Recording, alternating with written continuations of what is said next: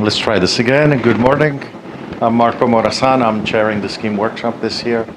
So if anything goes wrong, please blame me and complain to me. If anything goes right, thank the authors and thank the program committee. And on that note, I will call on Jason, who is chairing our first session.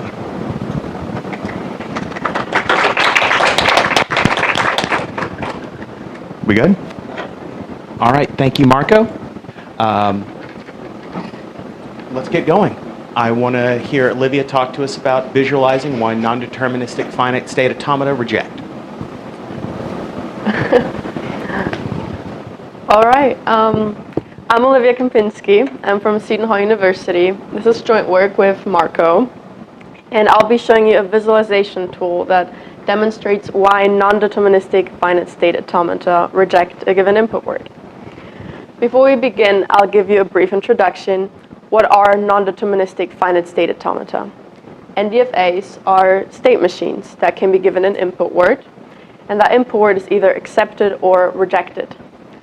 An NDFA accepts a given input word if there's at least one computation that takes the machine from a starting configuration to an accepting configuration. A configuration contains the state and the unconsumed input. A configuration is accepting if two conditions are met.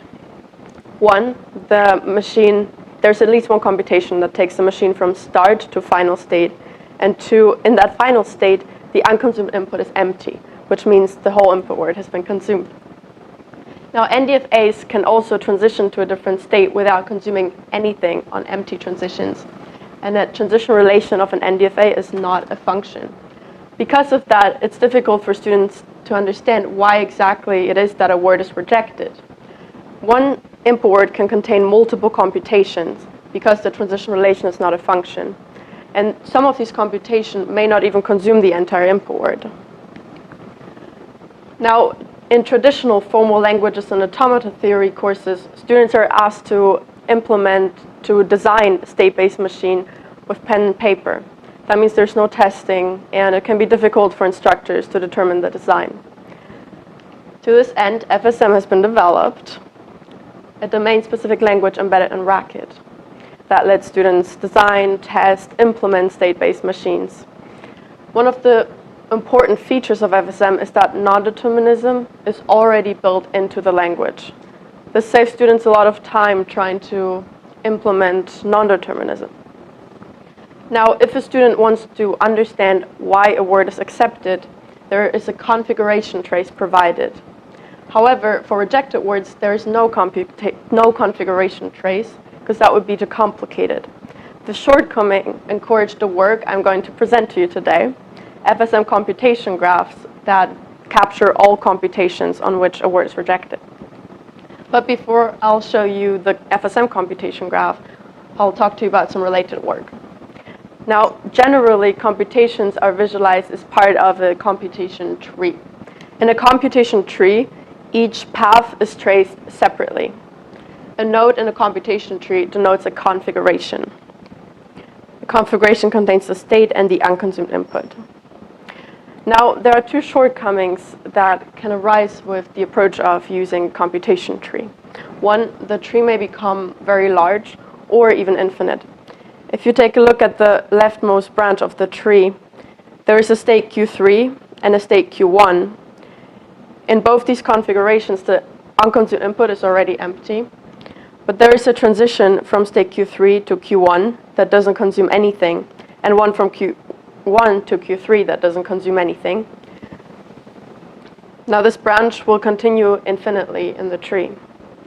The other issue is that students are tempted to look for differences between identical configurations simply because they occur in different parts of the tree. To this end, computation graphs have been developed. In computation graphs, a node still represents a configuration. However, one node represents one configuration. Now, this tames the visualization size.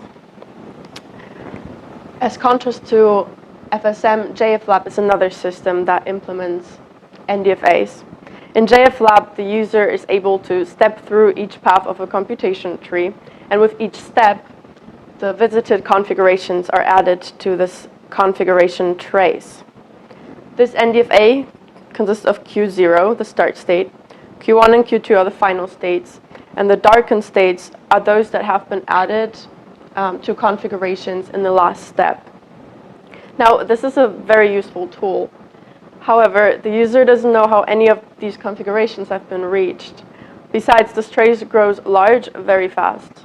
For instance, if the user wanted to step through the entire input word on 7 A's after 14 steps, this is the configuration trace returned. This is very complicated, and the user doesn't really understand why this word has been accepted. Another system that implements computation graphs is Gedayu.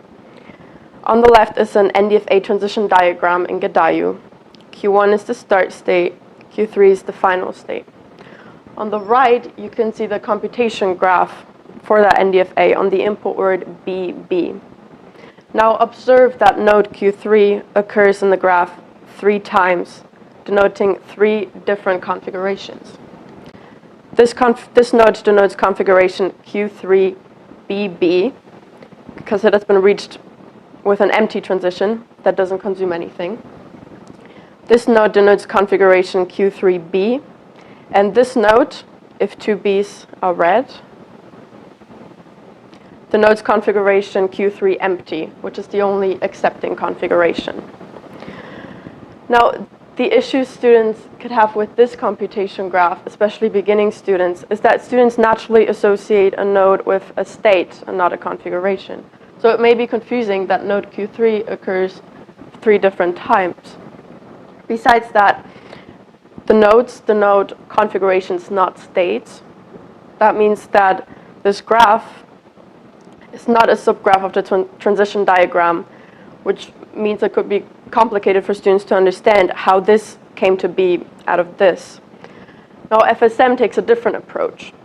In FSM, nodes denote states, which means the computation graph is only a subgraph of the transition diagram, which makes it easy for students to associate one with the other. But before I show you the computation graphs in FSM, I'll show you what it's like to program in FSM. For example, if we take deterministic and non-deterministic finite-state automata, these are the constructors, makeDFA and makeNDFA. Both contain K, a list of states, sigma, which is a list of alphabet symbols, S, which is a single start state in K, F, which is a list of final states in K, and delta, the transition relation. Additionally, for DFAs, the student may provide an optional node-det argument, which when provided assumes that delta, the transition relation, is already a function. So it's not necessary to add a det state. These are the observers. The top ones each extract one component of the machine. SMType returns the machine type. SMApply, given a machine and a word, returns the result, since NDFAs always decide a language that's either accept or reject. And SMShowTransitions, given a machine and a word, returns the configuration trace, which I will now demonstrate to you in Dr. Racket.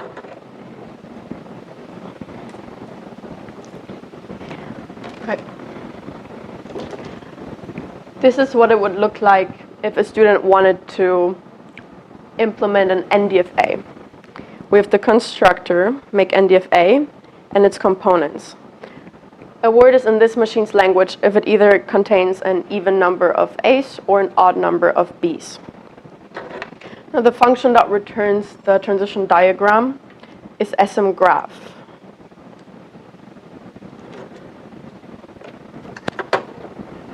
The tests all pass. The first one is given the input word BB, which is not an odd number of B's, so that's rejected. The second one is given 1A, which is not an even number of A's, so that is rejected. The third one is given an empty list, which is an even number of A's, that accepts. And the fourth one is an odd number of B's, so that is also accepted. Now, this is K, the list of states. This is the alphabet. S is the start state, which is highlighted in a green circle. A and D are the final states, which are represented as double circles. This is the transition relation that consists out of transitions. Each transition contains a source state, the red element, and the destination state. For example, S empty A The epsilon denotes an empty transition. SMTA would be this transition. And each transition is represented as an arrow in the transition diagram. Right, now we will give it, now we will try to look at a configuration trace for an accepted word. Right.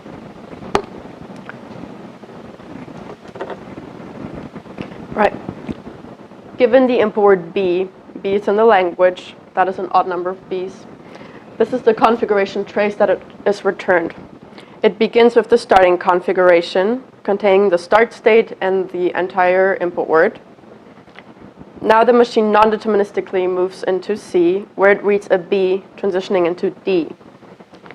In D, the unconsumed input is empty, and D is the final state, therefore this word is accepted. Now we will give it a rejected word, such as A. A is not an even number of A's. This is rejected. There is no configuration trace, because as we have seen in JF Lab, that trace can become complicated very fast, which is unuseful to work with for the student. That is why computation graphs are so important. They are the only tool in FSM that really explain to the student why a word is rejected. Finally, I'll show you the computation graphs. The goal of a computation graph in FSM is to visually demonstrate why a word is either accepted or rejected. Now, for accepted words, all we need is one computation. However, for rejected words, we need to show that all computations reject. There are two main distinctions in these graphs. One is the highlighting of states. Regular states that are traversed on any computation are just simple black circles. Those states that are reached at the end of at least one computation are highlighted in crimson, like this B state here. The other main distinction is the adding of a dead state in the graphs when transitions are missing. This is a computation graph of a machine that has been given input word A, and this graph shows two computations. Both start in the starting configuration, SA. For the top one, the machine reads input word A and transitions into B. In B, the unconsumed input is empty, but B is not a final state, so that is rejected. If the machine transitions into A, now A is a final state, but the unconsumed input isn't empty.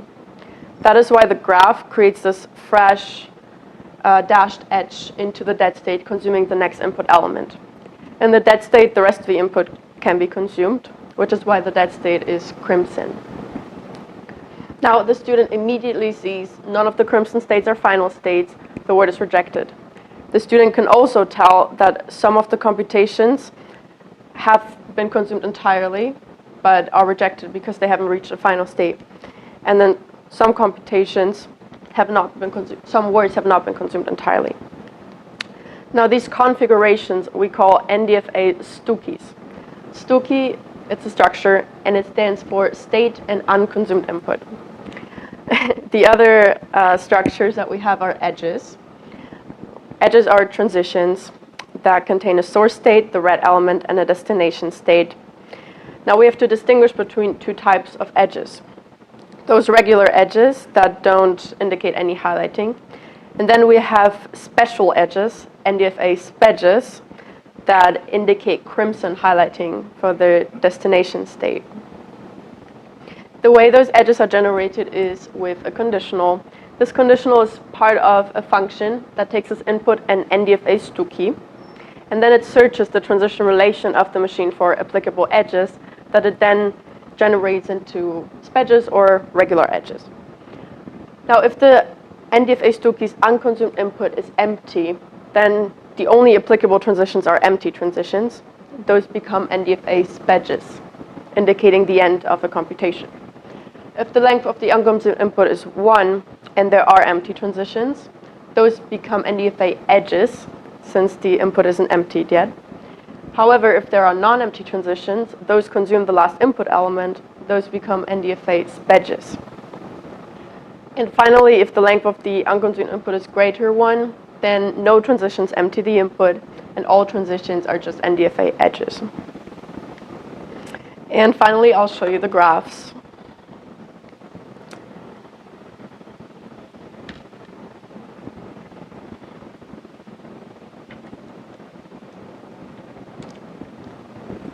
All right, this is an NDFA. D is the start state. R and S are the final states. A word is in this machine's language if it either contains an arbitrary number of BAs or an arbitrary number of ABs. All right, now we will give it an input word that is accepted, such as AB. If the machine is given input word AB, it transitions into the bottom loop, reads an A, reads nothing, reads a B, and halts an S. That is why S here is highlighted in crimson. The student immediately sees the only crimson state is the final state, the word is accepted. Also, this computation graph is a subgraph of the transition diagram, so it's easy to understand.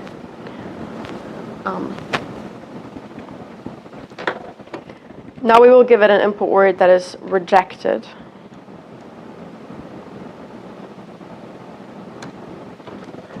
All right. Now this graph shows 5 different computations that all reject. If the machine transitions to the bottom loop again, reads an A, reads nothing, reads a B, reads an A, then the machine halts an A, which is why A in the graph is highlighted in crimson. Separate computation, the machine also reads nothing and transitions into B, it could also halt in B, which is why B is highlighted in crimson. Now if the machine moves into the top loop, it needs to read an A and R, but there is no applicable transition. That is why the graph creates this dashed edge into the dead state consuming the A, and then the B and the A are read in the dead state.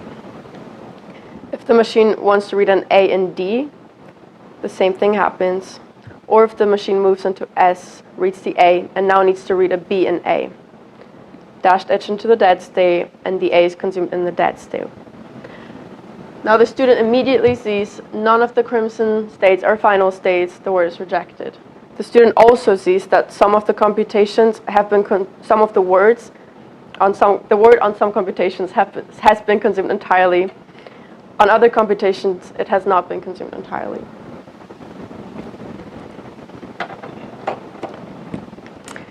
Now the way we implemented this is with the function make NDFA CG edges.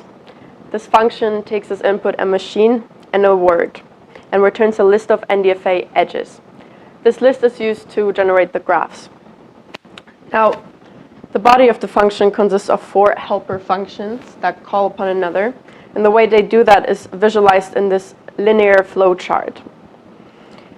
NDFA computation tree to CG edges is the function that actually performs the traversal tree to generate this raw list of NDFA edges.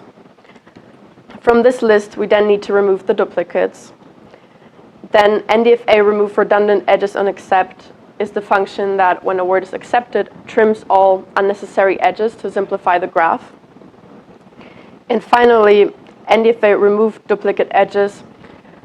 This function removes NDFA edges that are also NDFA edges. So in separate computations, it could happen that the same transition is an edge and a edge.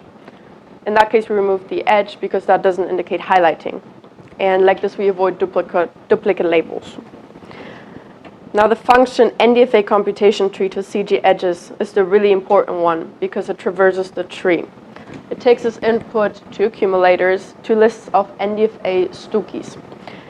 The first list is the Stukies to visit in the next step, which at the start is only the starting configuration, containing the start state and the entire input word. The other list is the list of visited Stukies, which at the start is just empty. Now the way that function works is by performing a level-by-level breadth-first search traversal. We start with the starting Stuki, like we just saw. Then we search the machine for applicable edges for the Stuki. If there are none applicable edges that consume the next input element, the function creates one to the dead state. Then the next list of Stukies is found from these transitions. Then the next list of applicable edges, which is then appended to the other edges, and so on. This is the body of the function. It takes as input those two accumulators: to visit the list of unexplored Stukies and visited the list of explored Stukies. There are two locally defined variables, new edges and new Stukies. First, we generate the list of new edges. The way this works is we take one of the accumulators, the list of unexplored Stukies, and to each of these Stukies, we apply the function add to edges. Add to edges is the function that contains the conditional that decides whether a transition is a regular edge or a special edge that we have seen before. Now, once we have generated this list of new edges, we generate the list of new Stukies. Now, these two Stukies have been visited, but we still need them in order to look at the state and the algorithm input so that it can be passed down to the next Stukie. But the really important thing here is visited. Visited is the accumulator that contains all Stukies that have been visited. If a Stukie is in this accumulator, it's not being added again. This avoids revisiting Stukies and the code possibly falling into an infinite loop. Now, if the list of new Stukies is empty, the list of new edges is simply returned. Otherwise, the list of new edges is appended to the recursive call of the function that now takes as input the new Stukies to explore in the next step, and appending the to visit Stukies to visited, making them now part of the visited accumulator. Right. In conclusion, we have shown you a visualization tool that is especially useful in showing why words are rejected. The important parts are that FSM traces the transition diagram because nodes denote states and not configurations.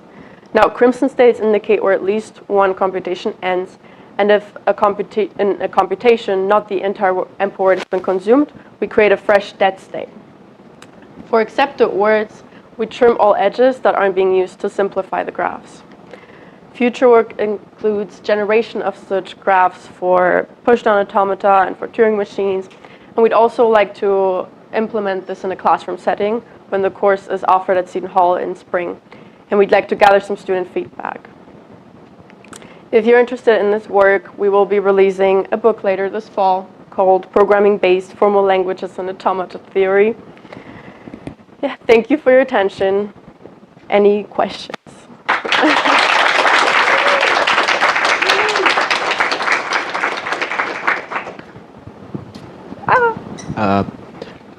What she said, questions?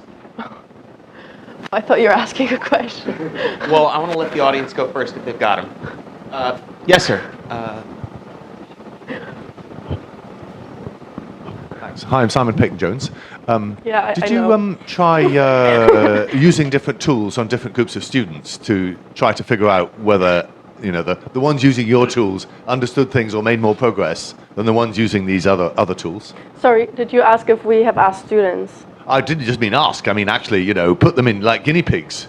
Try and Yeah. put them in groups and see whether they make more progress That is the using your plan. tools than others. So we offer the course in spring, where we will have a lot of guinea pigs. That is exactly the plan. Great. So you're going to do user studies, Yeah. essentially. Yes. That's really good. We don't do enough user studies in programming languages community, but students are a good vehicle. Right? They're easy to get hold of in large numbers.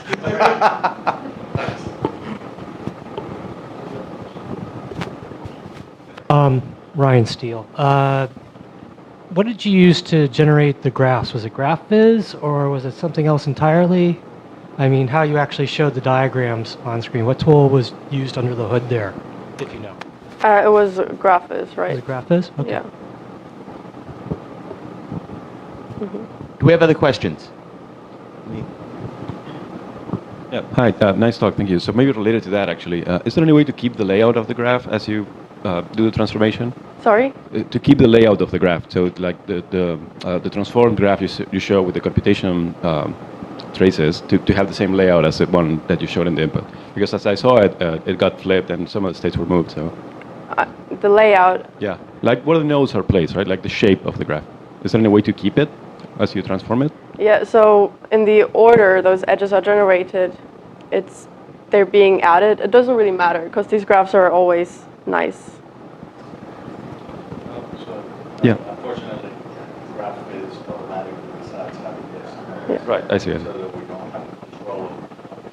I see. You All can right. influence by choosing which edges to add first, but the way our function works is it filters, it's this function. NDFA remove duplicate edges, so it filters the graph, the list of edges to first add the regular edges, then the spedges. Right, thank you.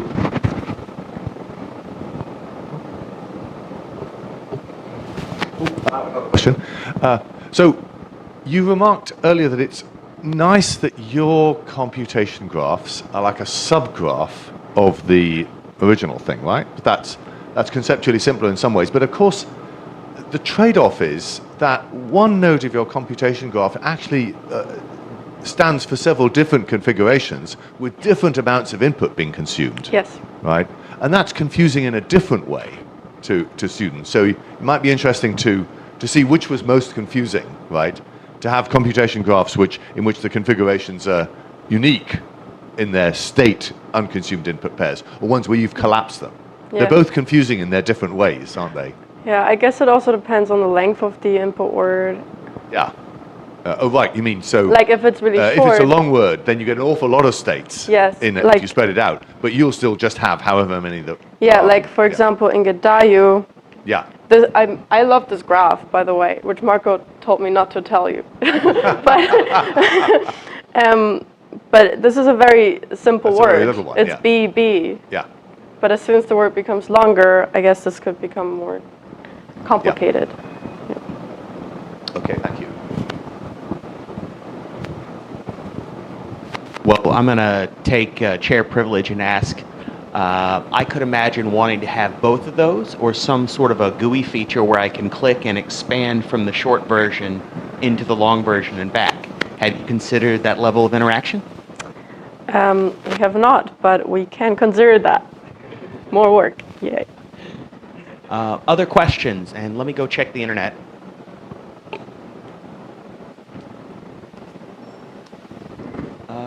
Anybody else? Hi, I have a question. Really? I was wondering if it was possible to do like step by step, like generate the graph or tell the graph how deep it's supposed to look, or if you only want one step. Is it possible to control that? So there is an execution tool in FSM. It's called SM Visualize, and it lets the student go step by. So you still have the entire transition diagram, but then the step that you take, it's highlighted in blue, the arrow, and then you can step through. However, that only works for accepted words, because again, for rejected words, that's too complicated, which is also what encouraged the generation of these computation graphs. Thank you.